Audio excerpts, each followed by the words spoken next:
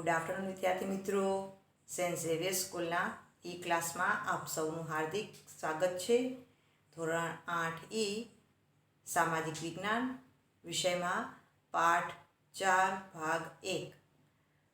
પાઠનું નામ છે અંગ્રેજ સમયના શહેરો, ગૃહ ઉદ્યોગો અને ઉદ્યોગો. તેના વિશે આજે આપણે અભ્યાસ કરીશું. તો ચાલો કે અંગ્રેજ સમયમાં ભારતમાં જે શહેરો હતા તેનો વિકાસ કેવો થયો, જૂના શહેરોમાં કેવા પરિવર્તન આવ્યા એટલે કે કેવા ફેરફારો થયા, એ સિવાય ગૃહ ઉદ્યોગો અને ઉદ્યોગોની પરિસ્થિતિ શું હતી, તેનો વિકાસ થયો કે નહીં, તેના વિશે ભાગ 1માં આપણે સમજૂતી મેળવીશું. તો જુઓ, ભારતની આર્થિક સમૃદ્ધિ છેક 18મી સદી સુધી યથાવત રહી. ગૃહ ઉદ્યોગો, હુનર ઉદ્યોગો અને વેપાર વાણિજ્યમાં વિકાસશીલ ભારતને અંગ્રેજ કંપનીએ 100 વર્ષના શાસનમાં કંગાળ બનાવી દીધું. ભારતની સમૃદ્ધિ છે એ 18મી સદી સુધી એમ જ હતી, યથાવત હતી કે ટકી રહી હતી. પરંતુ ગૃહ ઉદ્યોગો એટલે કે ઘરે જે વસ્તુઓ બનાવવામાં આવતી હોય એવા ઉદ્યોગો, હુનર એટલે કે કળા, કોઈમાં આવડત હોય એવા ઉદ્યોગો, અને વેપાર વાણિજ્ય કે આ બધા ઉદ્યોગોને લીધે ભારતને અંગ્રેજ કંપનીએ 100 વર્ષમાં તો સાવ જ કંગાળ, ગરીબ બનાવી દીધા.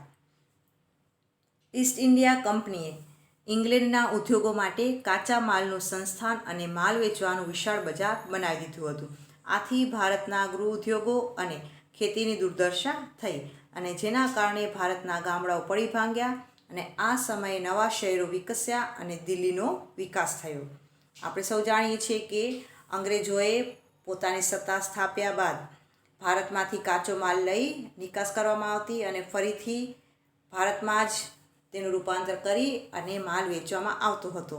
તો આમ એક વેચવાનું મોટું બજાર બનાવી દીધું હતું, જેના કારણે ભારતના ગૃહ ઉદ્યોગો છે એ પડી ભાંગે છે અને ખેતીની દશા છે એ સાવ કથળી જાય છે અને જેના કારણે છે ગામડાઓ પણ વિખરાતા જાય છે, પડી ભાંગ્યા અને નવા શહેરોનો વિકાસ થાય છે, જેમાં દિલ્હીનો પણ વિકાસ થયો હતો. તો જોઈએ આપણે વિગતવાર સમજૂતી મેળવીએ કે જૂના શહેરોનું પરિવર્તન અને નવા શહેરોની સ્થાપના. તો જૂના શહેરોમાં કેવા ફેરફારો, પરિવર્તનો આવ્યા અને કયા કયા નવા શહેરોની સ્થાપના થઈ, તેના વિશે સમજૂતી મેળવીએ. અંગ્રેજોના શાસનકાળમાં ઘણા જૂના શહેરોનું પરિવર્તન થયું અને નવા શહેરોનો ઝડપી વિકાસ થયો હતો. વેપાર, ઉદ્યોગ, વહીવટ વગેરે જેવી જરૂરિયાતો પ્રમાણે આ નવા શહેરોનો વિકાસ થયો હતો. હવે અંગ્રેજના સમયમાં જે જૂના શહેરો હતા એમાં પરિવર્તન થયું અને ઝડપી વિકાસ થયો. તો કઈ રીતે અને કયા શહેરોમાં? તો જોવા જઈએ તો કોલકાતા, સુરત, મદ્રાસ, મુંબઈ, અમદાવાદ, ઇન્દોર, આ બધા જ મોટા શહેરો છે તે ઉદાહરણરૂપ છે કે આ શહેરોનો ઝડપી વિકાસ થયો હતો કે જેમાં પરિવર્તન આવ્યું હતું. અહીંયા એક પ્રવૃત્તિ છે, જુઓ કે એક જૂના નગર વિશે માહિતી મેળવો કે જે આજે નવા રૂપરંગમાં હોય. આ નગર પહેલાં કેવું હતું અને આજે આ નગરનો વિકાસ કેવો છે. બીજું, આ નગરની જૂની જગ્યાએ કેવો વિકાસ થયો છે. હવે તમે કોઈ પણ જૂનું શહેર કે નગર જોઈ લો, તેના વિશે ત્યારની માહિતી ભેગી કરો અને અત્યારે એ જ શહેરની નવી રચના, નવું રૂપરંગ કેવું છે તે જુઓ. તો આપણે તેના પરથી જાણી શકીએ છીએ કે કેટલા બદલાવ આવ્યા છે, પરિવર્તન આવ્યા છે અને વિકાસ થયો છે. જેમ કે આપણે અહીંયા જોયું કે કોલકાતા છે, ચેન્નઈ, સુરત, મુંબઈ, અમદાવાદ, ઇન્દોર, આ બધા જ મહાનગરોનો વિકાસ થયો હતો. આજનું મુંબઈ એક ટાપુ હતું. હાલ જે મુંબઈ છે એ પહેલાં એક ટાપુ પ્રદેશ હતો, પરંતુ પછી તેમાં કેવી રીતે ફેરફાર થયા તો જુઓ. બ્રિટનના સમ્રાટ ચાર્લ્સ બીજાના લગ્ન પોર્ટુગીઝ રાજકુમારી સાથે થયા હતા. બ્રિટન છે તેમના સમ્રાટ હતા, તે તેમના લગ્ન છે એ પોર્ટુગલની રાજકુમારી એની સાથે થયા હતા. તો પોર્ટુગીઝોએ બ્રિટિશ રાજવીને મુંબઈ ટાપુ દહેજમાં આપ્યો હતો. હવે તેમની સાથે લગ્ન કર્યા હતા. તો એ વખતે પોર્ટુગીઝો છે એ આ બ્રિટિશના રાજવી છે તેમને આ મુંબઈ ટાપુ ભેટ આપે છે, દહેજમાં આપે છે. તો ઈસ્ટ ઇન્ડિયા કંપનીએ 10 પાઉન્ડના નજીવા દરે બ્રિટનના સમ્રાટ પાસેથી ભાડે લીધો હતો. જોયું બાળ દોસ્તો. હવે તેમને એ ટાપુ છે દહેજમાં ભેટમાં મળે છે. તો એ ટાપુ ભાડેથી લે છે. ઈસ્ટ ઇન્ડિયા કંપની છે એ 10 પાઉન્ડ એટલે ત્યાંનું ચલણ, જેમ આપણે ભારતનું ચલણ છે રૂપિયો, તો એ વખતે 10 પાઉન્ડ ઓછા દરે સાવ બ્રિટન છે એ આ સમ્રાટ એટલે કે રાજા પાસેથી ભાડે લઈ લે છે. અને કંપનીએ મુંબઈને એક પ્રાકૃતિક બંદર અને શહેર તરીકે વિકાસ કર્યો. અને આ ઈસ્ટ ઇન્ડિયા કંપની છે એ મુંબઈનો વિકાસ કરે છે એક બંદર તરીકે અને એક શહેર તરીકે, જે આજનું ઔદ્યોગિક અને વાણિજ્ય કેન્દ્ર છે. આપ સૌ જાણો છો કે મુંબઈ છે એ ભારતની આર્થિક રાજધાની પણ કહેવાય છે. આર્થિક રીતે જોવા જઈએ તો મુંબઈ છે એ વાણિજ્યનું મુખ્ય કેન્દ્ર છે. હવે એ જ રીતે સુરતનો ઇતિહાસ જોઈએ તો વૈવિધ્યપૂર્ણ, રસિક અને રોમાંચક છે. ઈસવીસન 1573માં મુઘલ બાદશાહ અકબરે સુરત જીત્યું હતું. મુઘલ યુગમાં સુરત પશ્ચિમ ભારતનું મહત્ત્વનું વાણિજ્યિક કેન્દ્ર હતું. સુરત એક આંતરરાષ્ટ્રીય બંદર હતું. ત્યાં બધા જ ધર્મ અને જાતિના લોકો રહેતા હતા. બાળ દોસ્તો, સુરત એક આંતરરાષ્ટ્રીય એટલે કે દેશ વિદેશથી લોકો અહીં અવર જવર કરતા હતા, એટલા માટે તે આંતરરાષ્ટ્રીય બંદર કહેવાય છે. અને બહારથી લોકો આવે જાય તો આપણે સમજી શકીએ કે અલગ અલગ ત્યાં બધા જ ધર્મના અને જ્ઞાતિના લોકો રહેતા હશે. આમ આ સમયમાં એટલે કે મુઘલ સમયમાં છે એ સુરત છે એક મહત્ત્વનું વેપારનું કેન્દ્ર કહેવાતું. સુરતમાં આ સમયે વસ્ત્ર ઉપર જરીકામ થતું હતું, જે ખૂબ જ પ્રખ્યાત હતું. એ વખતે કાપડ પર જરીકામ કરવામાં આવતું અને એ વખતે ખૂબ જ પ્રસિદ્ધ હતું. જેમ આજે સુરતના હીરા ઉદ્યોગ પ્રખ્યાત છે, જાણીતા છે. 17મી સદીમાં અંગ્રેજોએ સૌપ્રથમ કોઠી અહીં સ્થાપી હતી. આપણે સૌ જાણીએ છીએ કે અંગ્રેજોએ સૌપ્રથમ સુરતમાં વેપારી મથક, કોઠી એટલે કે વેપારી મથક સ્થાપ્યા હતા.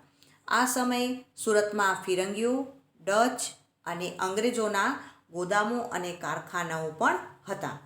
એ સમયે સુરતમાં જોવા જઈએ તો આ બધી પ્રજાતિઓ આપણા દેશમાં આવી હતી. એમાંથી ફિરંગીઓ, ડચ અને અંગ્રેજો આ ત્રણેય પ્રજાતિઓના ગોદામો અને કારખાનાઓ એ સમયે સુરતમાં હતા. અને આજે પણ સુરત એક મહત્ત્વનું ઔદ્યોગિક અને વાણિજ્યિક કેન્દ્ર છે. હાલના સમયમાં પણ જોઈએ તો સુરત એક ઔદ્યોગિક ક્ષેત્રે અને વાણિજ્યિક એટલે કે વેપારના ક્ષેત્રે મહત્ત્વનું કેન્દ્ર છે. એ જ રીતે પૂર્વ કિનારે મછલીપટ્ટનમમાં કોઠીની સ્થાપના કરી હતી. અંગ્રેજોએ જેમ સુરતમાં વેપારી મથકો સ્થાપ્યા એ જ રીતે પૂર્વ કિનારે એટલે કે પૂર્વ બાજુએ પણ મછલીપટ્ટનમમાં વેપારી મથકો સ્થાપ્યા એટલે કે કોઠીની સ્થાપના કરી. અને ત્યારબાદ ઈસવીસન 1640માં મદ્રાસ એટલે કે હાલનું ચેન્નઈ પાસે અંગ્રેજોએ ફોર્ટ સેન્ટ જ્યોર્જની સ્થાપના કરી હતી. તમે અહીંયા જોઈ શકો છો કે 18મી સદીનું મુંબઈ કે એ વખતે એક ટાપુ હતું.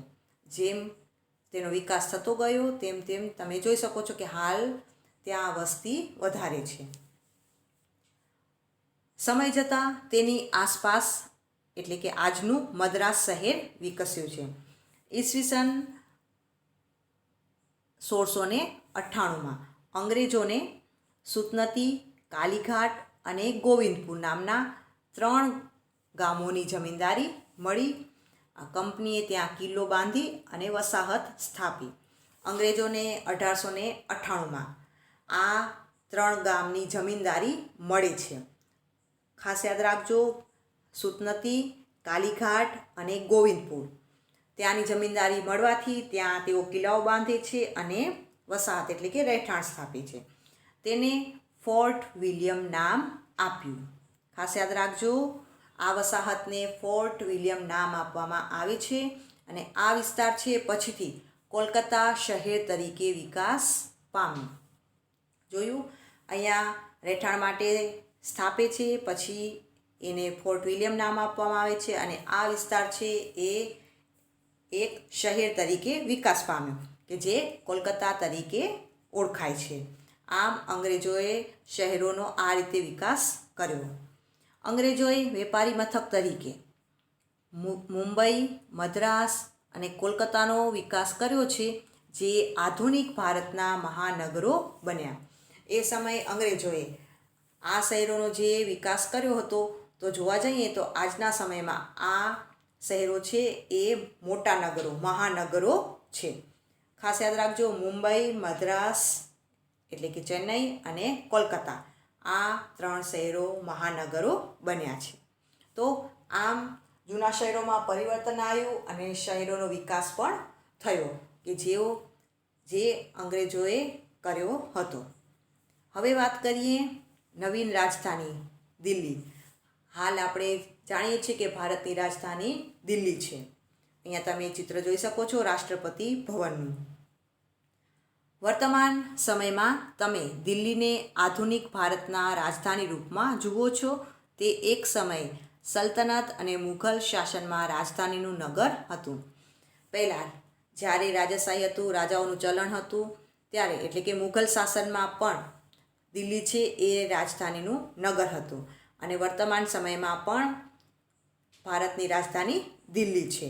એટલે કે આપણે આજના સમયમાં, આધુનિક સમયમાં પણ એ દિલ્હીને જોઈ શકીએ છીએ. ઈસવીસન 1803માં અંગ્રેજોએ મરાઠાઓ પાસેથી દિલ્હી જીતી લીધું હતું. અંગ્રેજો રાજધાની કોલકાતાથી ખેંચડીને દિલ્હી લાવ્યા. ત્યારે ઈસવીસન 1911માં તેમણે નવી દિલ્હીનું નિર્માણ શરૂ કરાવ્યું, જે આજે આઝાદ ભારતનું ખૂબસૂરત મહાનગર અને રાજધાની છે. અંગ્રેજોએ આ નવી દિલ્હીનું જે નિર્માણ કર્યું અને જોવા જઈએ તો આજે આ ભારતની રાજધાની છે અને મહાનગર પણ છે અને ખૂબ બહુ જ સરસ છે કે જે અંગ્રેજોએ કર્યું હતું. ત્યારબાદ જુઓ, અહીંયા તમે ચિત્ર જોઈ શકો છો, સચિવાલયનું છે. અંગ્રેજોએ દિલ્હીને તેમની ઓળખનું આધુનિક નગર બનાવવા માંગતા હતા.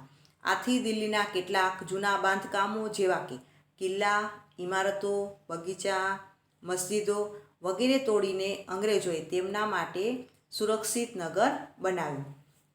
હવે અંગ્રેજોએ આ દિલ્હીને મહાનગર બનાવ્યું, તેનો વિકાસ કર્યો અને એ એવું ઈચ્છતા હતા કે દિલ્હી છે એ એમની ઓળખનું આધુનિક નગર બને, તેમાં સુવિધાઓ હોય.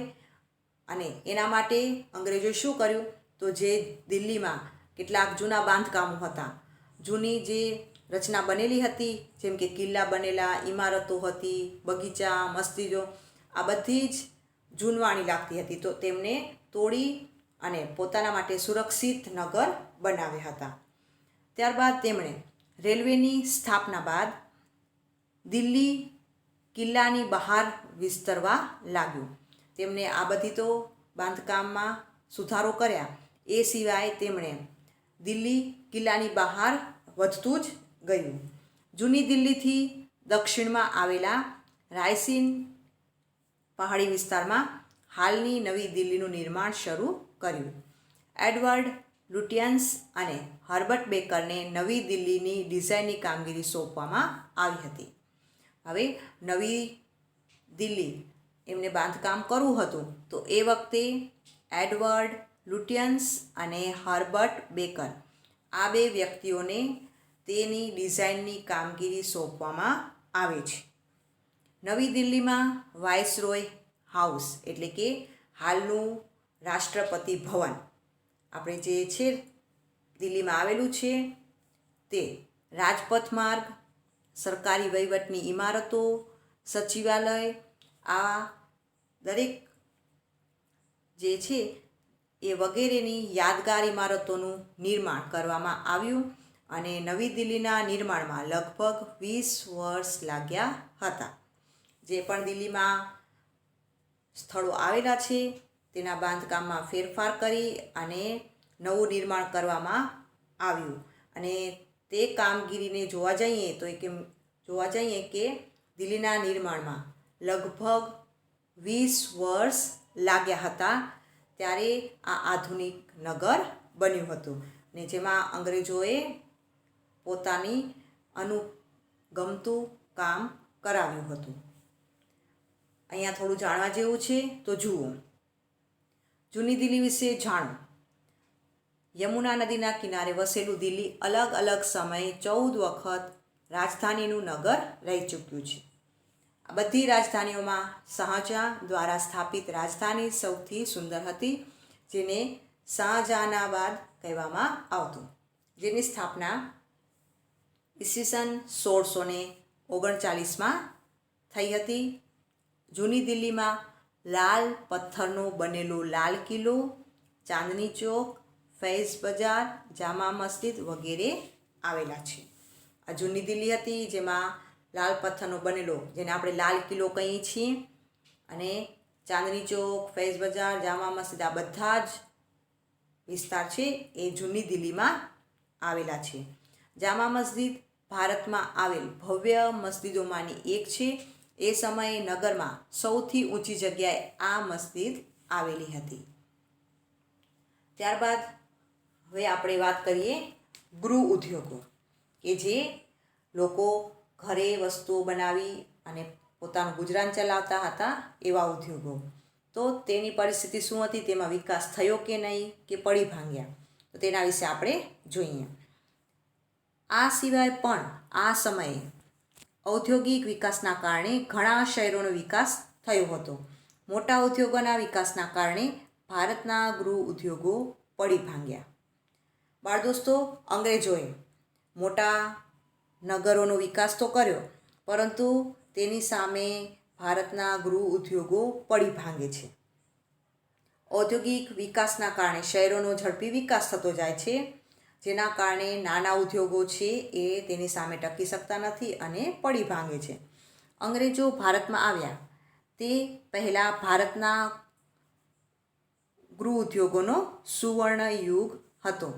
જ્યાં સુધી અંગ્રેજો ભારતમાં નહોતા આવ્યા ત્યાં સુધી જે ગૃહ ઉદ્યોગો હતા નાના મોટા, એનો સુવર્ણ એટલે કે સોનાનો સમય કહેવાતો હતો. પરંતુ અંગ્રેજો આવ્યા બાદ તે પડી ભાંગે છે અને બંધ થઈ જાય છે. ઢાકાની મલમલ, જરીકામ, રંગકામ, છાપકામ, પીંજણકામ આ બધા જ ગૃહ ઉદ્યોગોનો ભારતમાં મોટા પાયે વિકાસ થયો હતો. અંગ્રેજો જ્યારે ભારતમાં નહોતા આવ્યા ત્યારે એ સમયે આ બધા જ ઉદ્યોગો છે તેમનો ખૂબ જ વિકાસ થયો હતો, જેમાં ઢાકાની મલમલ છે, જરીકામ કરવામાં આવતું, રંગકામ, છાપકામ, પીંજણકામ આ બધા જ ઉદ્યોગોને લીધે ગામડાઓ ટકી રહ્યા હતા અને એ સોનાનો સમય કહેવાતો, એટલે કે સુવર્ણ યુગ કહેવાતો હતો. પરંતુ ઔદ્યોગિક ક્રાંતિના કારણે હિન્દમાં બ્રિટિશ માલનો વપરાશ વધતો ગયો, તેમ ભારતના ગૃહ ઉદ્યોગો પડી ભાંગ્યા. આપણા વણકરો સુતરાઉ કાપડનું વણાટકામ, રંગકામ જાતે જ કરતા હતા. કેસુડાના વૃક્ષના ફૂલોનો ઉપયોગ કરીને તેઓ કપડાને રંગવાનું કામ કરતા હતા. તેઓ શાળ ઉપર કાપડ તૈયાર કરતા. આ સમયે વણકરો દ્વારા બનાવેલી બાંધણી, પટોળા જેવી સાડીઓ ખૂબ જ જાણીતી બની હતી. હવે જ્યારે ગૃહ ઉદ્યોગો હતા તો એ સમયે સુતરાઉ કાપડનું જે વણાટકામ કરવાનું હતું તો લોકો જાતે જ કરતા હતા. જાતે જ રંગકામ કરતા, અને એ રંગકામ કરવા માટે જે ફૂલનો ઉપયોગ થતો હતો એ કપડાને એ ફૂલના પાણીમાં રંગવામાં આવતા.